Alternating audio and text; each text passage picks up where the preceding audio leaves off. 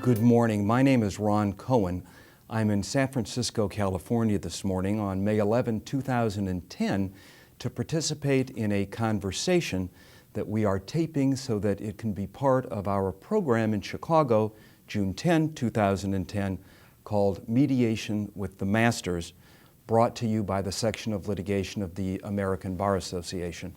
And if we are to be true to our title, this program could not go forward without one of the great masters of mediation in the world, Antonio Piazza, who's been kind enough to join us today for a conversation about mediation. And I'm so delighted to have you. Thank you so much for coming. Good morning, Ron. We're going to talk about your mediation skills and ideas and concepts, given that you have now resolved in your career over 4,000 complex disputes in a career spanning more than 3 decades. But before we talk about mediation skills, ideas, I do want to turn to what brought you to your professional career. Why mediation, Tone? I truly stumbled into it. I had the good fortune to meet someone who had been practicing law at that point for over 20 years, had experienced some of the frustrations of trying to take a dispute through resolution, through litigation, and thought, perhaps there's another way to supplement that that could be a better way at times. And she understood that mediation had been utilized in some areas, in primarily at that point labor relations and domestic relations, and thought it might be transferable to resolving complex litigation. And she said, "Are you interested? Do you want to try?" And I said, "Sure." Let me ask you to set aside for a moment your legal education and your professional career. I know, because we're friends, that you are a master chef, that you are an expert in the martial arts. I'm curious, what about your personal disciplines, your personal life has been most important that has brought you to the success you enjoy as a problem solver? I would say without question my Aikido training. Aikido is kind of a unique martial art and is predicated on learning how to quell fighting rather than to just fight stronger or harder or better. It's based on the simple physics that fighting necessarily elicits more fighting. And true, if you can fight strong enough and hard enough and long enough, you might overcome that resistance you've been generating by your fighting. But you're generating resistance by your fighting. So in Aikido, you try to learn on a very tangible physical level how to stop fighting so that you can resolve a conflict without having to suffer harm or cause harm. Are there times actually during a mediation you're conducting where you translate back to the Aikido and think about those lessons and apply them in a mediation? On a really good day, about 100% of the time. On a bad day, not too often, but that's really the internal reference point. Let's turn to those good days and those bad days, if we may. The program we're presenting in Chicago is going to try and slice up the components of a mediation.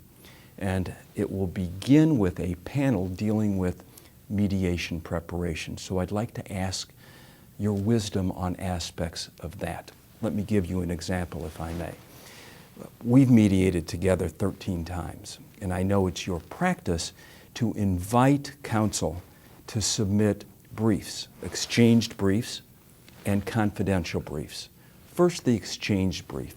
Why do you ask for that, and how would you define a really helpful brief? We don't particularly recommend or recommend against exchanging briefs, but the utility of doing it is that if you're going to be presenting information to the other side and you want them to really assimilate it and act on it and presumptively shift their position in response to it, it takes time to digest information, especially when the information is very different from the way someone's been framing it up to that point. So to simply surprise someone at a mediation with even a very well-executed presentation, expect them to be able to nearly instantaneously assimilate that and change their view in response to it is asking a lot. So one of the benefits of briefing in advance And it can be accomplished in other ways than briefing. Sometimes your motion practice, if you're already in litigation, can do it. But through the mediation brief, you can begin to frame things so that someone can understand where you're going to be coming from in the mediation and give them a chance to start to adapt to that. You raised litigation and motion practice, and I'm curious about this. Those of us that mediate also try cases, or at least many of us do. What do you see as the differences between litigating a case and mediating it? And as a part of that, are skilled trial lawyers necessarily skilled at mediation? Litigation is a ritualized form of fighting. We've decided that that's our best available option as a system to adopt the adversarial system of conflict resolution, and it serves a purpose. Along with the purpose it serves, there's some friction loss in it. In any kind of an adversarial process, you are eliciting more fighting from the other side. Again, that's just simple physics. If you will, it's almost based upon a Hegelian dialectic of thesis, antithesis, synthesis. Somehow, when you come at each other hard, what's going to emerge, at least in front of either a judge or a jury of your peers, is going to be some iteration of the truth that's going to be clear to them. Then they can apply the law to it, and there you go. And it's a lovely thought. But you don't find a lot of Hegelian societies these days because it's a little bit primitive also as a thought. What it doesn't take into account is that every time you throw yourself at someone and they throw themselves back at you, there tends to be a resonating fighting that accrues. So the real difference between litigation and mediation is that in litigation, the goal is to overcome and triumph over someone else, to do it within rules with a sense of ethics and hopefully with some sense of efficiency. But that's what the game is about. In mediation, the goal is to see if you can come up with a resolution in a sense as though you were collaboratively problem solving, that you are all members of the same tribe, and here's your problem, and now how are we going to resolve this with the least waste of resources in the process and come up with the most sensible resolution that everybody can somehow touch fingertips on. Preparing for trial, we know how to do. But how would you guide a lawyer, a skilled lawyer, in preparing herself or himself for a complex mediation? Well, you're basically trying to take on two tasks, and they're related, but they are distinct. One is helping the other side understand why you see your case the way you do. Not trying to intimidate them, trying to help them say, okay, look, this is how we see it. If we've got it straight, then perhaps you want to start adapting your thinking to what kind of a resolution you're going to end up with in court if we don't negotiate something, what kind of resolution you might be able to live with today. The other thing you're doing is you're educating the mediator and helping them not only to understand how you see the law, what you understand the facts to be, but how they can both present this to the other side and also reflect back to you to the extent that you might not be fully apprehending what your own risks are or limitations. Because no matter how skillful the advocate, no matter how skillful the business person might be as the client, when you're involved in an adversarial process, you forfeit a degree of objectivity. It's just inevitable. And so part of the process is getting a reflection back from an experienced third party about what risks you might be undervaluing, what issues the case might present so that you can make your best quality business decision. These are two related functions, but they're distinct.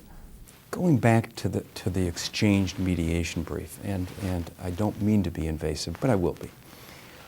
I know your schedule traditionally is 2 weeks of mediation in San Francisco, 1 in Maui, and I also know, because I've mediated with you on Saturday and on Sunday, that sometimes those 3 weeks bleed into close to 4.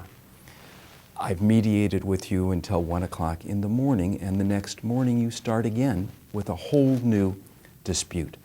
Do you actually have time to read the briefs, and how would you counsel lawyers in terms of length, attachments, etc.? The briefings that I get will vary from 10 pages, literally, to 10 bankers' boxes full of documents.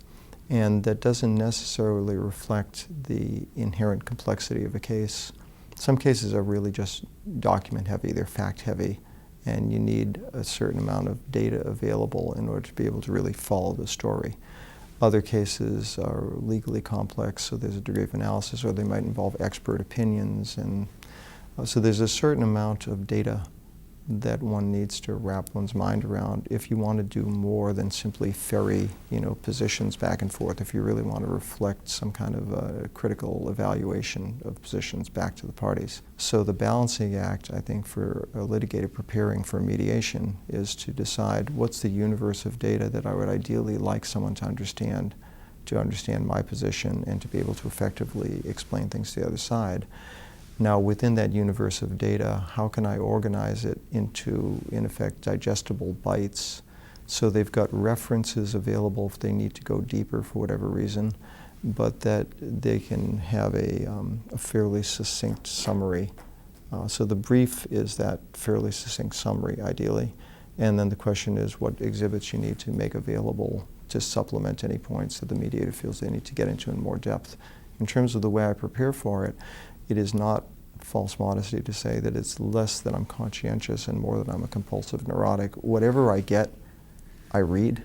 And so if I get 10 bankers boxes, I make my way through 10 bankers boxes full of stuff. I may not enjoy every moment of that, but I will do it. And there are different ways of assimilating information, perforce if you have to deal with 10 bankers boxes for a day of work. You can't read it the same way we used to read a textbook for a semester course in college. But you can let data stream in almost the way we'd scan data into a computer. And after you've schooled yourself to do that for a while, it's available almost the same way. In the middle of the mediation, someone's referencing something, you can say, well, no, wait a minute, and kind of reach for that point. That's not really a function of photographic memory or anything else. It's more a function of just letting the data fall into the computer, because fortunately we've all been gifted with pretty good off-the-shelf computers. The computer running when the confidential brief comes in, is that helpful, and what would you like to know that comes by way of confidential briefs? Practice varies a lot. Some lawyers play their cards very close to the vest in terms of talking with a mediator about, oh, this is how my client sees things, this is what they might be open to or less open to. Some litigators just seem to feel that that's not information you're supposed to deal out to anybody. I find it tremendously useful when there's information about both the other side and the side that's sending me the brief, saying, all right, look, as a practical matter, here are some internal constraints we have. Here are some things that are going to be issues. You're going to find that we're more open to this than that. On the other side, there might be a personality issue here. There's no need to worry about being presumptuous about something like that, or whether you're being judgmental. Just give the mediator whatever information you think might be useful, and then let the mediator, have that available and sort it out. So I think the real utility of confidential information in a confidential brief is that it gives the mediator the opportunity to see it from the perspective of someone who has necessarily been in it much more deeply and has access to much more data and understanding than even the most efficient mediator can possibly accrue in the course of preparation. Let's just be hypothetical for a moment. You're given an opportunity to prepare a client, a sophisticated business client, for a mediation. What do you tell her or him to get them ready? Well, that would vary a great deal with what I understood, who I understood the mediator was going to be and how they practice, because there's enormous variation among mediators. At the very most simple end of the spectrum, there are mediators who, and this is not judgmental, this is just descriptive, who, if you tell them something, you tell them, I'm just telling you this in confidence, you cannot be sure that that isn't going to get in some way either just stated to or intimated to the other side. So if you were to tell your client what is generally good advice, which is be very open with the mediator, this is a person we're hiring to help us get something done, doesn't help if they don't know what's going on or what we're thinking, and that translates into the client simply, saying, okay, well, this is, what I'd really be willing to do, and then that somehow gets either bungled to, or that's a bad situation. So you have to make a first cut evaluation of who it is you're dealing with, what their degree of experience is, what their style is, Another thing is that some mediators, I think, slip into, and is not hard to do, to negotiating with each of the parties. And if you're utterly candid right up front with a mediator who's used to an iterative process in terms of trying to wheedle out positions, they might